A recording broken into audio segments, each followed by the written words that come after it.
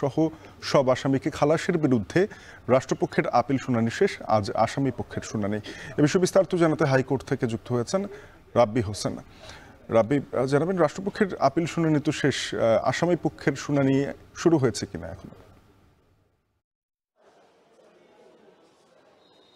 Shafin, 21শে August grenade হামলা মামলার যারা সব আসামি রয়েছেন, বিএনপির ভারপ্রাপ্ত চেয়ারম্যান তারেক রহমান, সাবেক স্বরাষ্ট্র প্রতিমন্ত্রী লুৎফুজ্জামান বাবর সহ এই মামলায় যারা আসামি রয়েছেন তাদেরকে খালাসের বিরুদ্ধে আজকে মূলত রাষ্ট্রপক্ষের শুনানি রয়েছে। রাষ্ট্রপক্ষের শুনানির এখন চলমান রয়েছে এবং এরপরে আসামিপক্ষের শুনানি অনুষ্ঠিত হবে।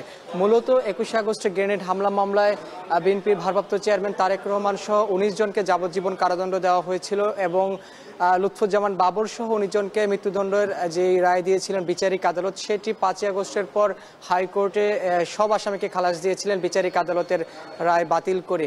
এরপরই রাষ্ট্রপক্ষ লিভ টু আপিল করে আপিল বিভাগে যে এই সব আসামিকে কেন খালাস দেওয়া হবে সে বিষয়ে তারা আপিল করেন এবং সে আপিল শুনানি কয়েক ধাপে ধাপে হয়েছে। আজকেও মূলত রাষ্ট্রপক্ষের আমরা দেখেছি ডেপুটি অ্যাটর্নি জেনারেল তিনি কথা বলছেন বা তার শুনানিটি করছেন। পরবর্তীতে আসামিপক্ষেরা যারা আইনজীবী রয়েছেন, এখানে শিশির মনি রয়েছেন, কায়সার কামাল রয়েছেন, ব্যারিস্টার কায়সার কামাল রয়েছেন, পাশাপাশি SM শাহজাহান রয়েছেন, বিএনপির আইনজীবীরা রয়েছেন, জামায়াতের আইনজীবীরা রয়েছেন।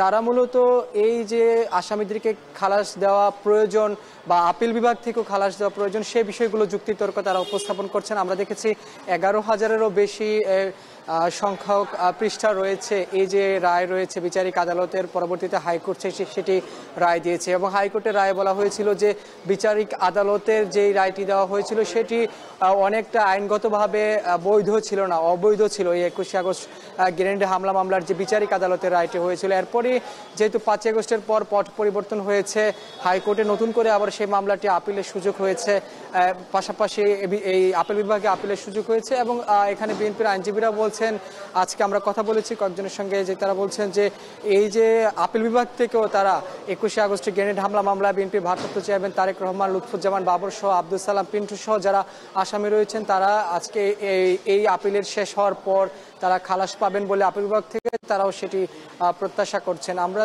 এখন যেটি দেখতে পাচ্ছি যে আসলে রাষ্ট্রপক্ষে যারা রয়েছেন ডেপুটি অ্যাটর্নি জেনারেল তিনি শুনানি করছেন, এরপরে আসামিপক্ষের যারা আইনজীবী রয়েছেন তারা শুনানি করবেন।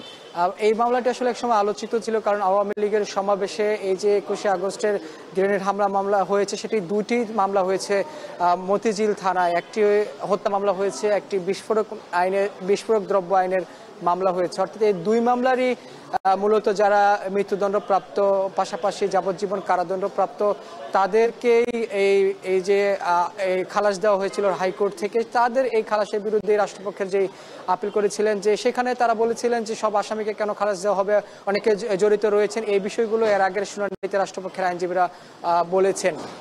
এখন যেহেতু চলমান রয়েছে, পরবর্তীতে শেষ হলে আরও বলা সম্ভব হবে যে কোন কোন বিষয়গুলো আসামিপক্ষের আইনজীবীরা তুলে ধরেন তাদের যুক্তিতর্ক উপস্থাপনে। এ ছিল আমার কাছে সবশেষ খবর হাইকোর্ট থেকে। হাইকোর্ট থেকে 21শে আগস্ট গ্রেনেড হামলা মামলার সবশেষ জানাচ্ছিলেন সহকর্মী রাব্বি হোসেন। বিএনপির হাইকমান্ড